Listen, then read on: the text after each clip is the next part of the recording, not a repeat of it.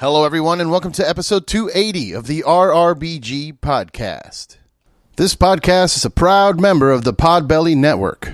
Go to podbelly.com and check out all the amazing shows we have on our network, including the Sofa King podcast, Robots for Eyes, Art and Jacob Do America. I mean, there's one for everything that you're into. If you're into Magic the Gathering, they got you. If you're into the occult, they got you. You're into serial killers, they got you. Everything. Go to podbelly.com, check out the list, and support the network. This episode is also brought to you by Killcliff. My friends over at Killcliff make the best energy drink you can buy in the market today. Clean energy, none of that crap that they put in Monster or any of those Red Bulls. No sugar, just clean power for all the grind you're going to have to put in today. And if you're not grinding today and you just want to relax, they also have CBD drinks to help you recover from any injuries you may have, any kind of inflammation. Maybe you went a little too hard at the gym. CBD drink will get you right back on track. Go to their website, killcliff.com. Check out all their different flavors. My personal favorite Ignite drink is the Cherry Limeade. And in the CBD category, you have to try the Joe Rogan Special. It's the Flaming Joe Pineapple with Jalapeno. It's not that spicy. You just get a little bit of a kick at the end. It's delicious. Go to killcliff.com and tell them that RRBG sent you. This episode is also brought to you by our good friends at Saints Joints. Go to saintsjoints.com to check out all the options that they have. They have these amazing packages with pre-roll joints, which will have pre-rolls from either side of the strain spectrum, either indica or sativa, and they even have multi-strain collections. Pick up one of their amazing Book of Saints. They currently have 2 volumes, volume 2 being a special Halloween edition. It looks like the Necronomicon. It's amazing. They're currently available in Washington and Oregon and will soon be available in California. Go to saintsjoints.com and tell them that RRBG sent you. This episode is also brought to you by our friends at Thunderking Coffee. Thunder King provides organic, air-roasted coffee straight out of Costa Mesa, California. It's seriously some of the best coffee I've ever had. My personal favorite is the Positive Morning Attitude. I order 2 pounds of this almost every 2 weeks because I just can't get enough. But they also have bottled cold brew. They have their special California Christmas peppermint cold brew out right now. You can order it from their website. So go to thunderkingcoffee.com and check it out. Support small, independent businesses, people. In this episode, I talked to Frank Godla of Metal Injection, Metal Sucks, and the band Meek is Murder. He's one of the co-founders of Metal Injection, which is one of the most respectable metal sources of news and entertainment. We talked about how he got that started. We talked about the Slay at Home festivals, which he put together during the pandemic. We talked about mental health and how he's been dealing with it since he was a young child and leading through the pandemic and everything like that. We talked about his musical aspirations with the band Meek is Murder and Night Soil. It was a really fun conversation. I hope you guys enjoy it. Make sure to follow him at Frank Injection on all the things. If you don't check out Metal Injection on a regular basis, I don't know what you're doing, but check it out if you're into metal or any kind of rock music. And check out our Patreon page, patreon.com/RRBG, and support the podcast. Cheers.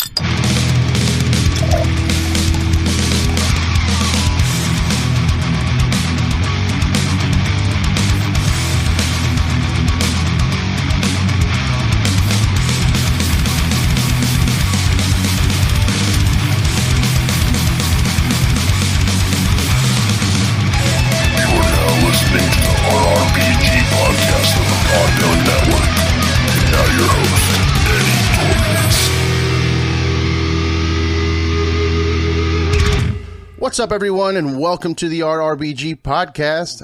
I am here with Frank Godla of Metal Injection, Meek is Murder, Metal Sucks, the Slay at Home Festival. I mean, you're one of the busiest cats I know. Thank you. Well, it's, you know, it is what it is, man. I'm a very ambitious dude, and it's the only way I know how to live, so. Yeah, I hear you, man. I think we are kindred spirits in that sense. You know, I tend to spread myself too thin. And my wife always gives me shit about it because she's like, "Oh, why do you keep saying yes to things?" I'm like, "I don't know, because that's how you get things done." You know, well, first of all, I mean, that's probably why you need, you know, that jolt in the morning with all that coffee. You know, I actually went to full decaf.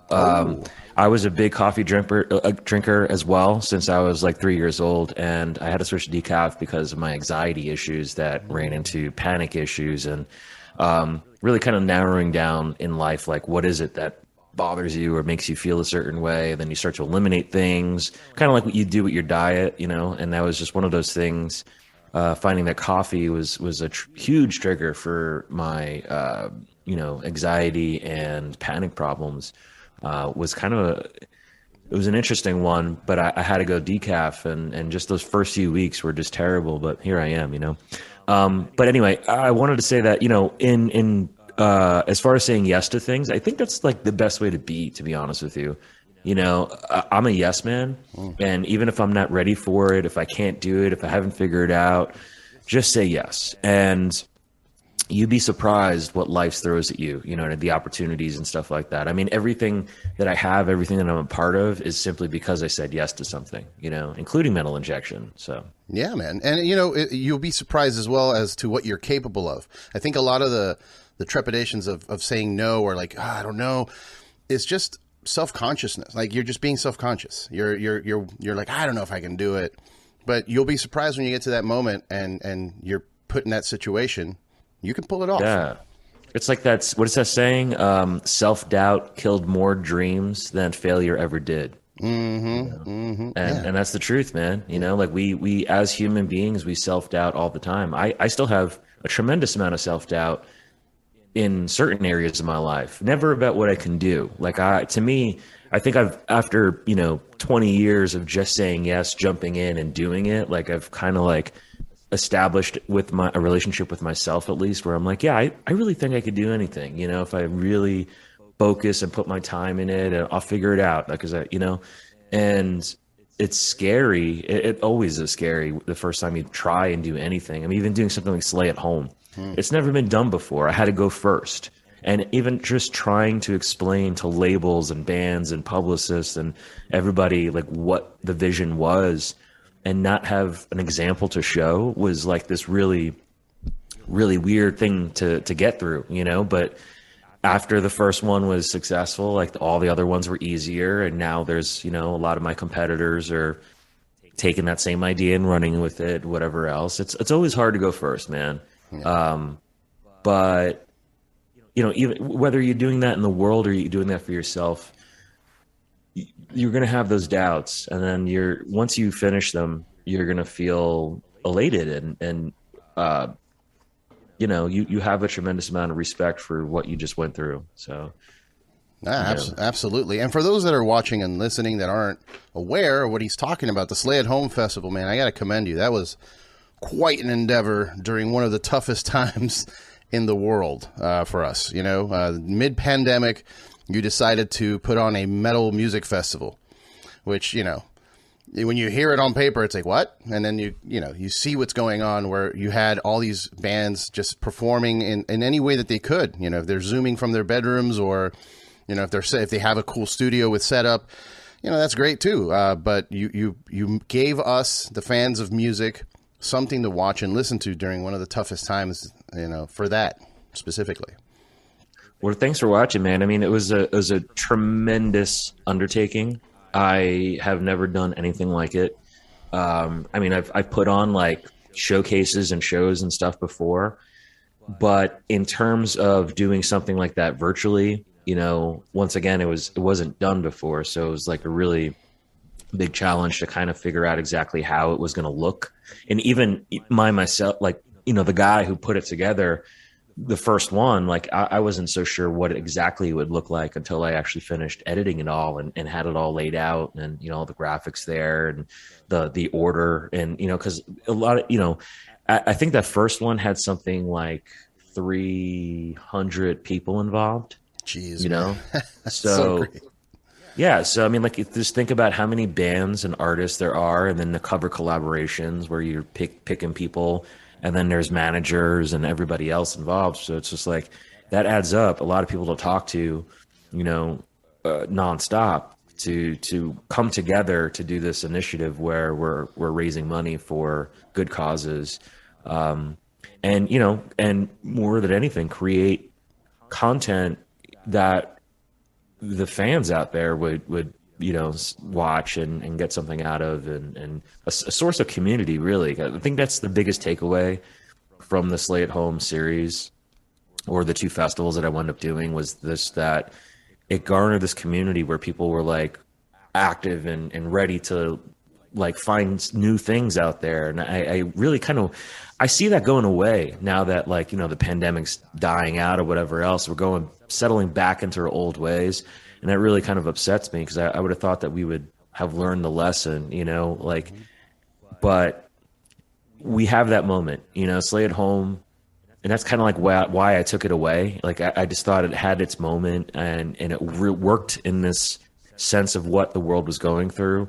But once, things started going back to normal or whatever else, like, it just didn't make that much sense anymore. And I could, see it being, I'd rather go out with a bang than anything else. So yeah, that makes sense. Go out on top, as they say. Yeah. I agree with you in the sense it's upsetting that it went away, because I was thinking about that. Like, once we get back to live shows, I think this needs to keep going, because it's another way to make money, to raise money. It's another way to provide your fans with a new thing that, not everyone can go to a live show. Not everyone can get out of their house still to this day. There's still people that, are still dealing with autoimmune issues, or even just mental health issues where they don't feel comfortable around people. And they still need something, and I think we should have both things. Why, ¿por qué no los dos? Yeah. Like, why? No, absolutely. I agree. And talking to the last festival thing that I did, I included panels. So really, I mean, with Slay at Home, although it was a virtual festival, I really took elements of all my favorite festivals that, because I'm very fortunate where my job is to travel the world and go to different festivals and meet, like people, tastemakers of all kinds all over the world. So going to a lot of European festivals, which I truly think is the pinnacle of metal festivals, what we do in America is cute, but it's just not, it's not the same at all. If you go to a European festival, you'll know exactly what I'm talking about. Like, everything from, the vibe to, the stages to how they treat the bands, you can go on and on. There's many lists out there about why European festivals differ so much from American festivals. And a large source of it is the experience of it versus the greed of it, And with that, like, I taking the virtual fest approach, like, I was like, well, this is my opportunity to really take a lot of the elements that I enjoy from all the festivals I've been to around the world and kind of implement them into something new.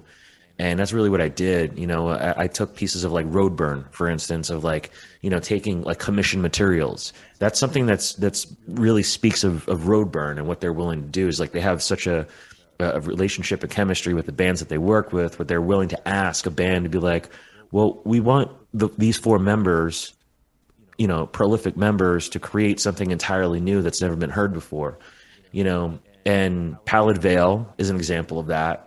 Where I got, members of Dillinger and Revocation and Gorguts and Car Bomb together to create something magical. And, people are still talking about it. I mean, I think yesterday, the day before, we're working with a small label, a boutique label, to put it out on a 7-inch for the first time, I'd buy that.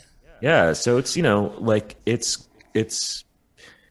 it's really a product of all my appreciation for festivals around the world that I've been to, and taking little elements here and there. And I agree with you that something like that should exist and will continue to exist. I mean, like, there's other examples out there doing it. It was a massive undertaking for me personally to do, especially with running 100 other things at the same time. Like, I literally several times almost killed myself, just like having, like, so much panic attacks, because of that time where I was in my life and the amount of work that I had, and I can barely keep up with anything. I wasn't sleeping, maybe like an hour or two a night. It was bad, It's a lot of work to do something that big. But I'm glad that I did it, and I look back on it really, really fondly. And I think the surprising thing was the community it cultivated. And I love that people were willing to take a chance and see something new. They found out, so many people told me that they found out about, oh my God, I just found my new favorite band through your thing or whatever. And I'm like, fucking A, that's what it's about, man. Music discovery 101. That's why I continually go to festivals and places like Roadburn or Summer Breeze or Domination Fest, or, you know, a lot of my favorites out there. You know, not because they're the type of festival that's trying to give you nothing but headliners so they can sell the place out, but really the ones that are willing to bring up bands and make, you know, be a tastemaker, take a tiny little band that no one's ever heard of and put them on like a slot, like a 3 p.m. or even like 8 p.m. slot. And that's really what I try to do with Slay at Home, is like, I didn't tell anyone when they're going on, what their slot was, because the expectation was that it starts at 3 p.m. and ends at 8 p.m. Eastern. And you're going to sit there for the, you know, 4 or 5 hours, whatever the fuck, and watch it all, or try to watch it all, just to get a taste of what's out there that you might be missing, you know? Absolutely, man. There's so many talented bands that just never get an opportunity, you know, including like, well, my band got opportunities. I'm not going to just poo-poo on everything that we did, because we got some chances to open up for some great bands and, you know, tour and all that stuff. But there are a lot of bands in Miami, specifically where I'm from, that you just never get out of there. They're stuck there, and they never get the opportunities.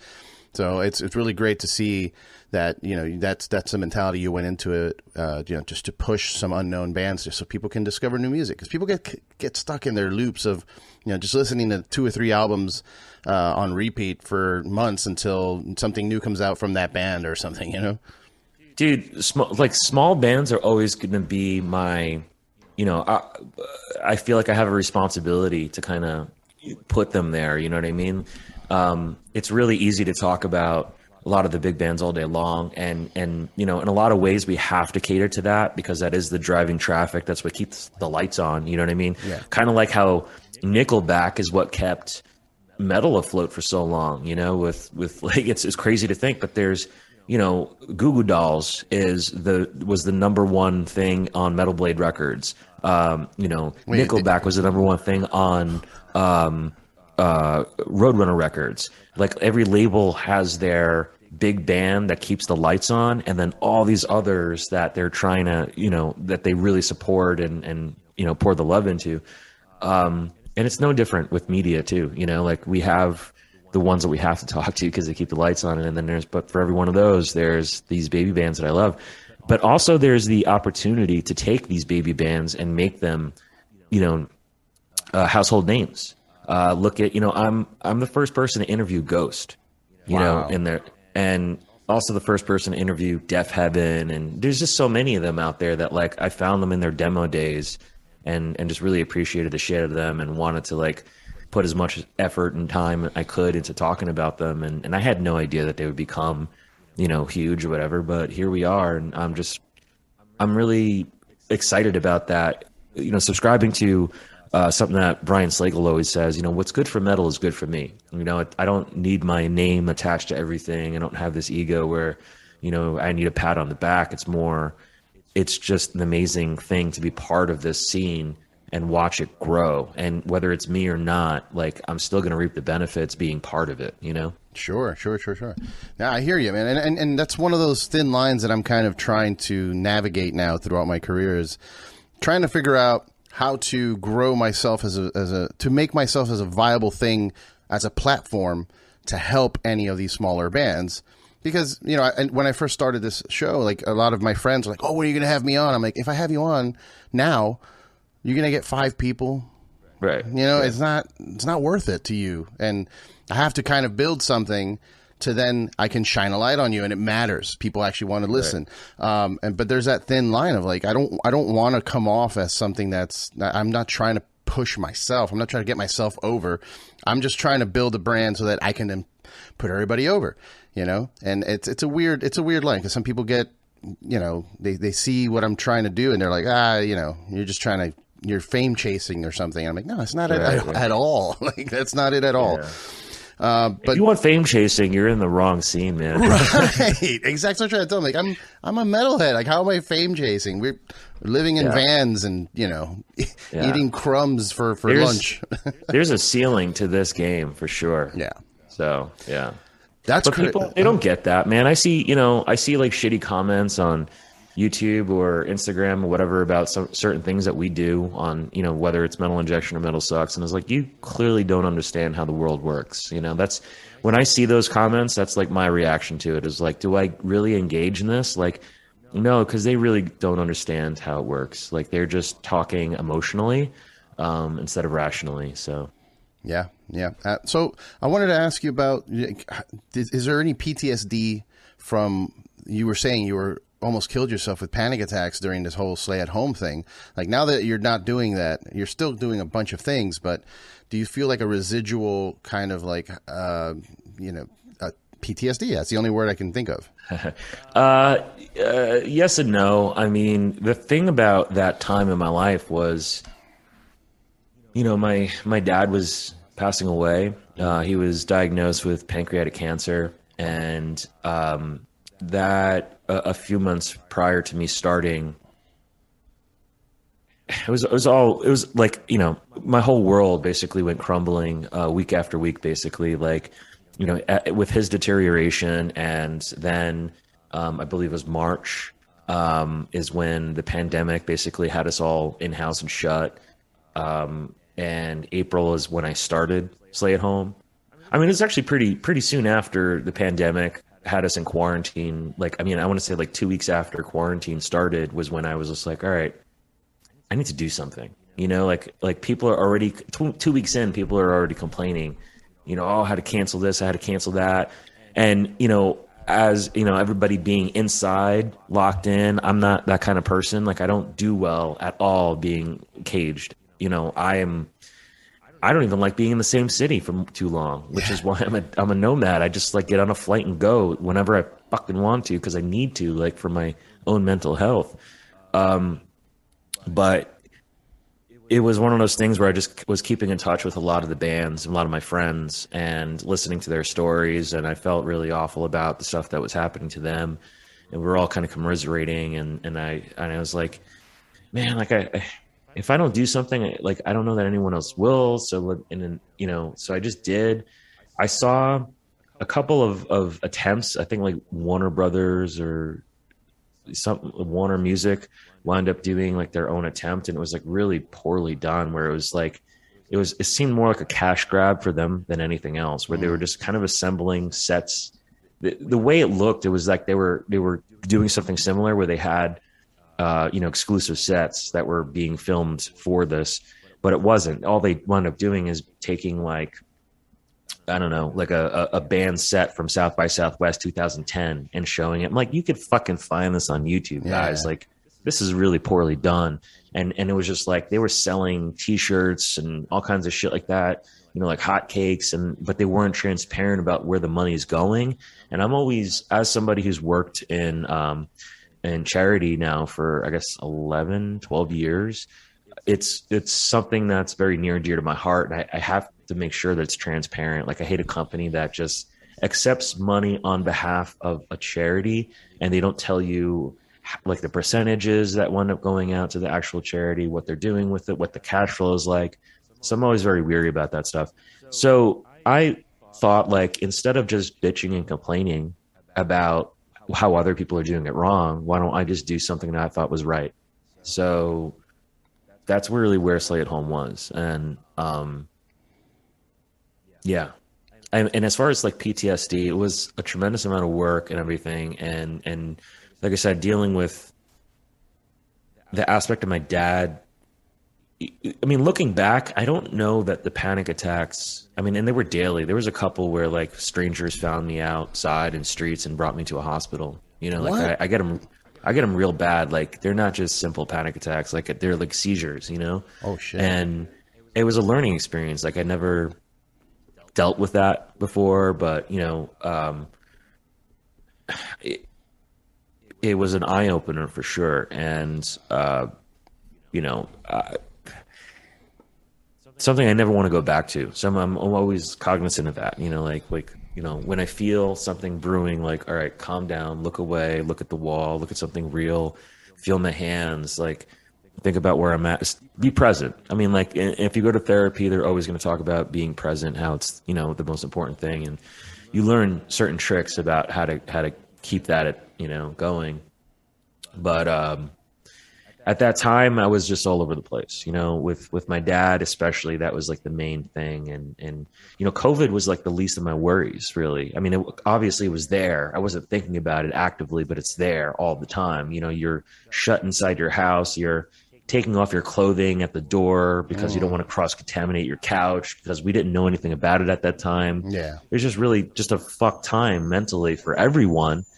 But as somebody who was also losing, you know, the biggest influence in my life, and, you know, had deteriorating relationships, and, you know, and putting on this festival that I wasn't ready to do. It was just way too much. So it was, when I think back on it, it is kind of like this hyperventilating moment, but like, no, I don't, you know, I think my entire career, really my entire life, has been built on taking on too much and feeling it out, you know, working it out. So I was including now. Yeah. I was going to ask you, like, how did you deal? Like, how did you, you know, have you been diagnosed with something that causes those panic attacks that are almost like seizures, you know? Because I get them too, oh, yeah, but they're not like that. I mean, no, I just have clinical severe depression and anxiety. Wow. I was basically born with that. I mean, some of my earliest memories in life surrounded death when I was like 4 and 5 years old, and just never stopped, you know, like witnessing all kinds of really crazy shit, you know, crashes, and I had a, you know, pretty rough life, you know, that I didn't know was rough until I guess I started asking other people about their lives and realizing how fucked up my own was. And it started to make a lot of sense, you know, why I feel the way I do. And by no means do I feel, you know, singled out in that regard. There's millions of people out there who deal with depression and anxiety every day of their life, and some worse than I have, you know. So I feel for it. It's kind of changed my course of thinking and living, really, to be aware of those issues. And you know, one point in my life, I thought I was going to be a therapist, to be honest with you. Really? Wow. Okay. You know, when I was in college, I was a double major for psychology and music. So even from early on in my life, I knew there was a lot in your mind. Like, the mind really channels all kinds of energy to doing and living, and, you know, the mistakes and choices and everything that you make is really bound to your mental state. And I'm not going to pretend like I was always healthy, you know, and mentally healthy. So it's become a really big thing in my life to kind of meet people in the middle somewhere with that. And I have friends that come up to me and just want to talk, and, you know, because I went through a lot of shit, and they just want to talk about it, their stuff that they're going through, because they think that I would understand. And I'm more than happy to say nothing and just listen, because a lot of the time that's what people need, you know? Mm-hmm. Absolutely. Absolutely, man. And it's such a roller coaster when you discover that. Like, I went through this similar thing where, you know, my upbringing was horrific, and then I didn't know any better. I thought this was life. And then, you know, you discover that and you're like, oh, I'm fucked up. But then you kind of like have to bring it back down, you know, to, yes, I am, but so is everybody else. You know what I mean? Are you still with me? I think I lost you. Yeah, I'm still there. Sorry, I just got a thing that said the connection's unstable. But yeah, your video is frozen. That's why. I mean, where we at? 26 minutes. Let me mark that in for editing. Yeah. Well, good thing I wasn't talking while it was happening. That's cool. Still frozen. Is it me or is it you? I can't tell if my internet's going down. Let me check. No, okay, no, I'm still wired. Okay. Oh, you're gone.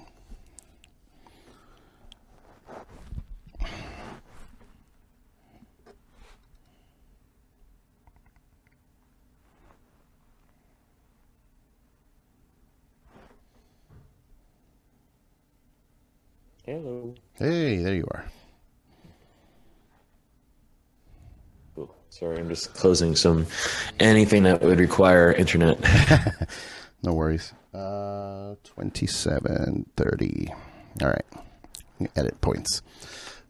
So I was saying that it is kind of a roller coaster when you just make that discovery of what you're going through and what you went through. Because that same thing happened to me where I lived a pretty crazy childhood.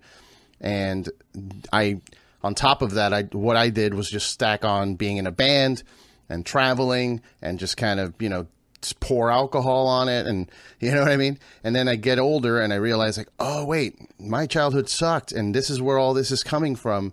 And I'm, I need help. I'm all messed up. But then you kind of have to bring it back down to, I'm not alone. There's a lot of people going through stuff. Some people, like you said, going through worse. And then you have to build that empathy, and kind of be understanding. Have you considered maybe, still becoming a therapist? Like maybe even like a niche, like specific just for metal dudes, because metal dudes and ladies are very, people, they put a facade of this like strong, like, we're tough and we're just going to do what we want to do. But most of the metal dudes and ladies are messed up, and need help. No, I completely agree with that. It's not just a genre specific thing. I mean, everyone needs help. Sure. Yeah. But no, the answer is definitely no. I do not have the patience anymore.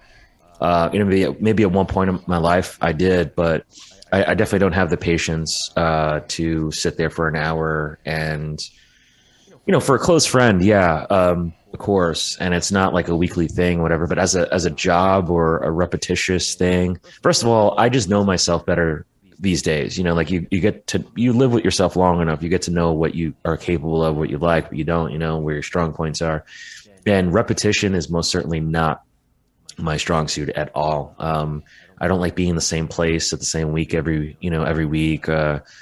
I just can't, I don't even like having this like timed meetings or whatever, even with my own therapist, I like to change the time slots, because just because that's who the fuck I am. I don't like to have the same time slot. It's too repetitious for me, Yeah. So I don't, if I had a job where I had to clock in and clock out every day or felt like I was doing the same thing every day, just fucking kill me now, man. But that's me, like there's other people, even in metal, like touring, who need that kind of, thing in their life, and that's cool. Everybody's different. I'm just not that person. Yeah. I'm somewhere in between. I like having some stability now because I'm 40 now and I got a wife, and I like to have some stability, but not repetition. Repetition drives me insane as well. So I put here, do it yourself, because you were talking and I took a note, and I think it's because I feel that so much. The whole, when you were looking at the landscape and seeing that no one else is doing it, and you said, let me, I'll do it myself. That is, I love that. I love that attitude, because a lot of people don't. They'll just sit around and just wait for somebody else to come along, or just not do anything ever. They just don't do it. Yeah. Well, that is reality. It's a lot of people, they have good thoughts or they have good intentions, but they just don't have the gusto or whatever to do it. And I really think a lot of that comes from all the distractions in life, not to say that what I'm doing is not a distraction. It certainly is, it's just like, for instance, I'm not a person that, I don't know the rules of any sport in the world. I never got into sports. I never got into pop culture. I never got into TV and stuff like that. I'm not a spectator. I put it that way. I'm not a spectator at all. I'm terrible. I can't sit still. You take me out to a fucking deserted island, I'm going to look for something to do, like I'm going to try and go scuba diving or whatever the fuck, just do something. I don't like just sitting there, Yeah. And that's my distraction. I like to create things. I like to make things. I like to do things. Some people get really comfortable with getting home after work and putting on a TV. I went home after work and created this thing called Metal Injection, and I have 18 years of me deflecting maybe my problems or whatever else, or distracting myself with creating this thing, called Metal Injection. And I'm always been the DIYer. That's always been a really, really big thing for me personally. Like I never really got comfortable with other people doing things for me, because I grew up at a time in a world very, very, very poor, and there was no one else to do it but myself. If I wanted to make anything happen, it had to be by myself. And it's moving forward, it's a little bit hard for me these days to let go of certain things, for sure. Let go of the reins. Like even with like moving into my new position, in this acquisition where I'm now overseeing Metal Injection and Metal Sucks, Blast Beat Network, and I have a lot of people under me. It's hard sometimes to let go of certain aspects, to these people that I've been overseeing for so long.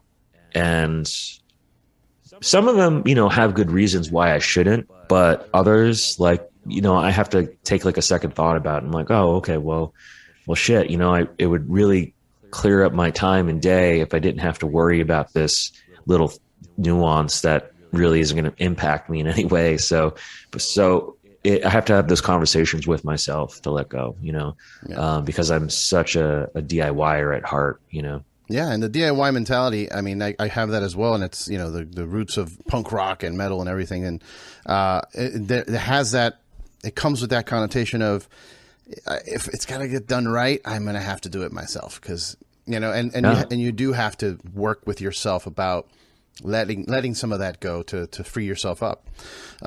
So in that mentality of DIY, and you said it yourself, you started Metal Injection. There's a lot of people that have an interest in starting something like this and don't know where to begin. So tell me how you kind of started it. How long did it take before Metal Injection was a thing, like a real thing, not just, oh, I have a thing called Metal Injection, like when it started becoming credible, where people started respecting, the articles that are coming out and all those other things? I mean, it's debatable if it's respectable still, but no, it started in 2003, really. I was working a telecommunications job. I was actually managing a telecommunications center, and I was seeing this girl. She wound up bringing in a couple of guys for a job interview. One of them was wearing an Opeth t-shirt at a time where nobody knew who Opeth was. So I was just like, I don't even know your story, but you're both hired. And the other, not the guy wearing the Opeth t-shirt, but the other guy wound up being Rob Paspani, and he wound up becoming my business partner in this venture called Metal Injection. And he was just kind of getting into metal at that time, and he was very green about the whole thing. So he would come to my office during his lunch breaks and just listen to me talk about, the history of heavy metal and like why this band matters and how it's attached to this band and this genre. And I was just kind of like had a really fun time laying out what metal was to somebody new. And one day he's just like, dude, you know so much about metal. Like, you ever think about starting a TV show?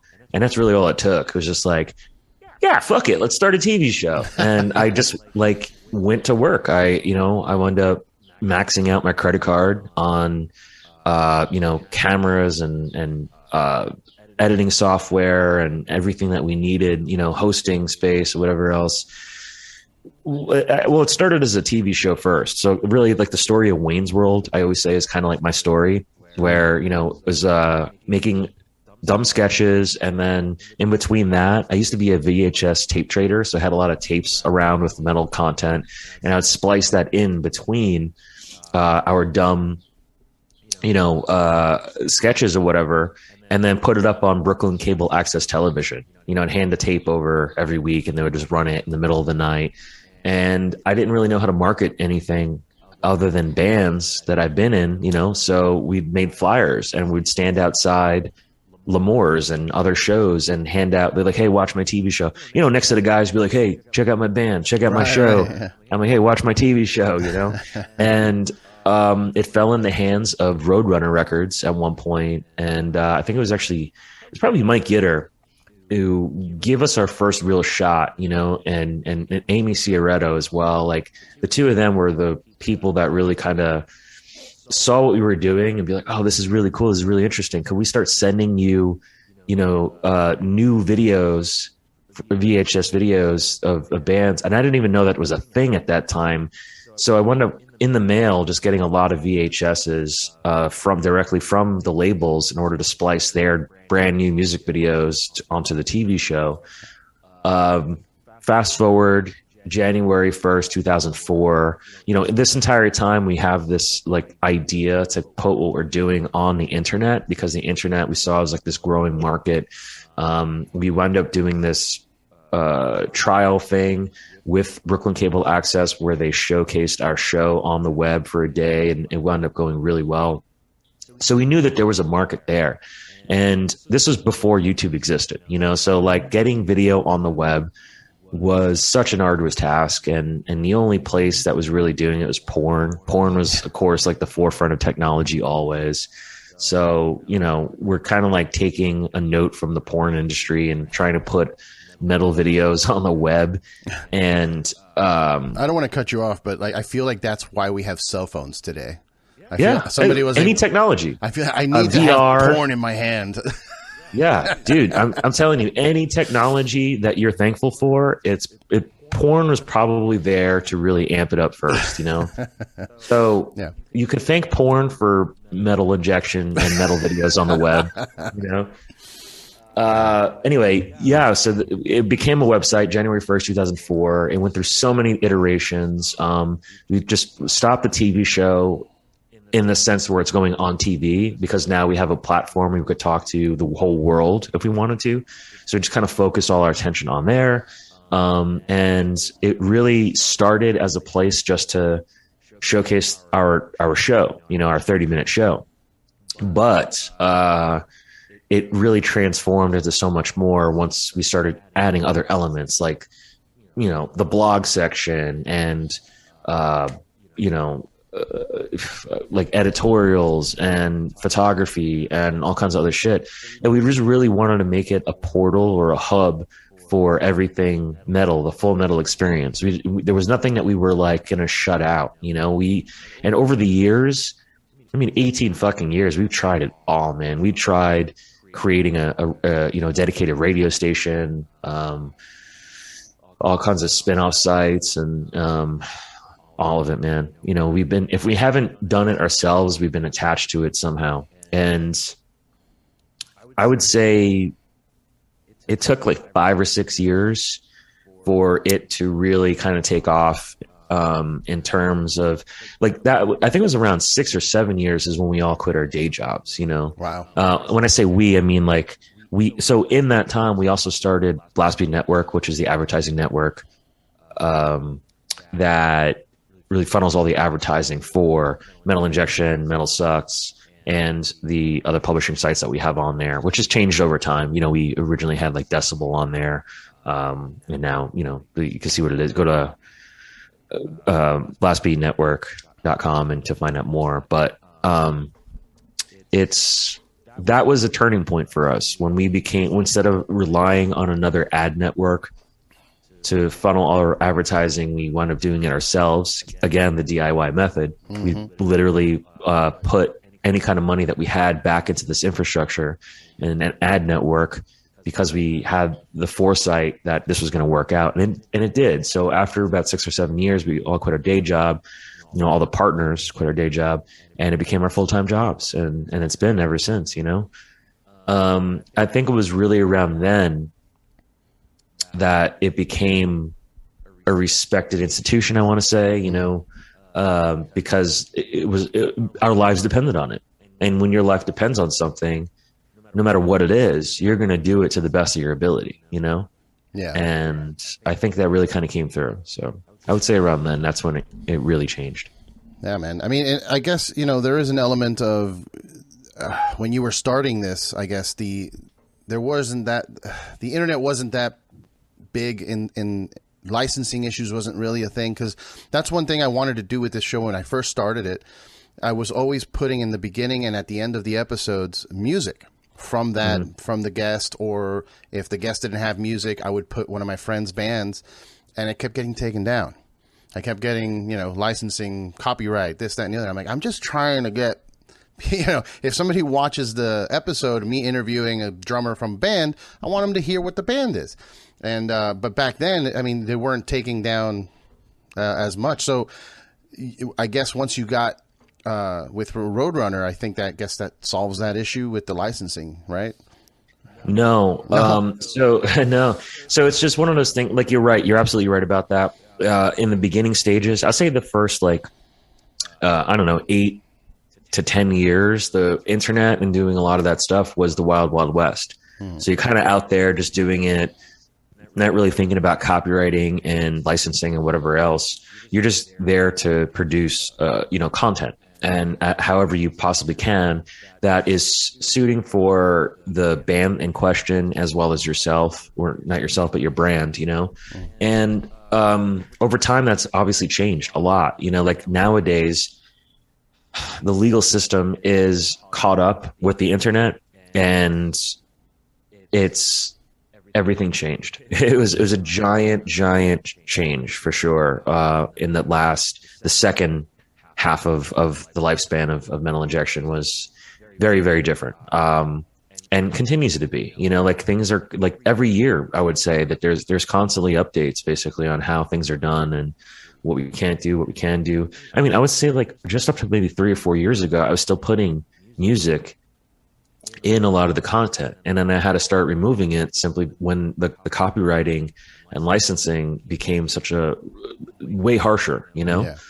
So and it's definitely something you have to be cognizant of moving forward at all times. Like, all right, well, is this going to get claimed? Am I going to be able to monetize on this? Even if you have permission from the artist, which is crazy, because I'll have the drummer. Yeah, you can use the song, and then I put it up, and then the algorithm, the AI overlords just take it down.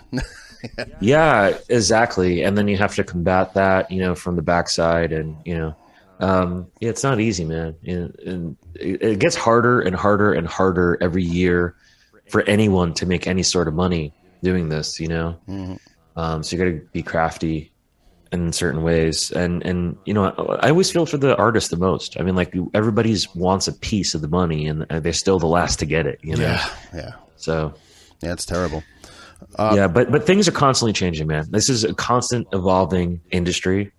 And especially what we do in media is I want to say one of the hardest things of all, to deal with, because like labels, they only have 10 releases for their quarter that they have to focus on, Mm-hmm. Maybe 30, 40, whatever for the year that they have to focus on. Publicist, same. With media, I get hundreds and hundreds of solicitations every week, Mm-hmm. And it's insane. Yeah, I hear you. I may not get to the level that Metal Injection gets, but I definitely have way too many emails that I want to listen to them all because I love music and I want to support, but there's so many. It's so many. Yeah. I mean, I used to pride myself on being the guy who would check out at least like 200 to 300 releases every year, and I even had like a whole thing about it. I'd give it like a one song shot. Like, every time I get a new album, like, all right, I'll listen to one song. Is it something I'll even remotely be interested in? Be like, okay. So I'll take the album and I'll put it into a folder that I'll like do a re-listen of it later when I get a chance, And then I'll give it like 3 songs in the second round. And if they passed a 3-song test, I'll listen to the entire album. And that's really how I found a lot of my favorites throughout the years. But nowadays, it's like I don't even know that I have the energy to do that anymore, Yeah, man. Before we wrap up, because we're getting close to an hour now, which is crazy. It flew by. Meek is Murder. I mean, do you still do music? Like, are you still trying to keep that as a thing with so much you have going on? Like, I can't imagine that you have time for that. Yes and no. I mean, the Slay at Home outlet allowed me to play with a lot of my friends and heroes around the world, which is fucking amazing, and I'm truly stoked on that. And I haven't now been in a band, I guess, in about 3 or 4 years. Meek Murder went on hiatus, really because our vocalist / guitar player / songwriter Mike Keller wound up getting a grown up job. he got a phone call from Apple, and because he was an app developer for Grubhub in New York City for the longest time. So when we were a New York based band, things were working out. But when he got a phone call from Apple, it was very sudden. They literally plucked him and moved him to San Francisco within a week. And it was like, again, very sudden. So we had no choice but to kind of wrap it up and go on hiatus and play a farewell show that we scheduled within like 3 days of knowing, and just, did it. And that was it. And we haven't really played together since. We were in the middle of working on a record while that happened. So I don't know that we'll get back to it maybe someday. But other than that, yeah, I would fucking love to work on music. For the last 2 years, I've been writing some shit on my own, but I'm one of those people. I'm like a really, really harsh critic of everything that I do, especially when it comes to music. So, I'm writing, but I don't know if it'll go out to the world, if they'll hear it, and if I do release it, when, I don't really know. Yeah, I don't know. I wish I had something better to say or something to plug. I mean, I did do this cool death metal project with my boy Nick. It's called Night Soil, Nite Soil. And it was a slam death metal project where I had different singers on every track. So I have, Trevor from the Black Dahlia Murder on one track, Dave from Revocation, James from Ghost. You got Jessica in there as well? Jessica Pimentel's on there.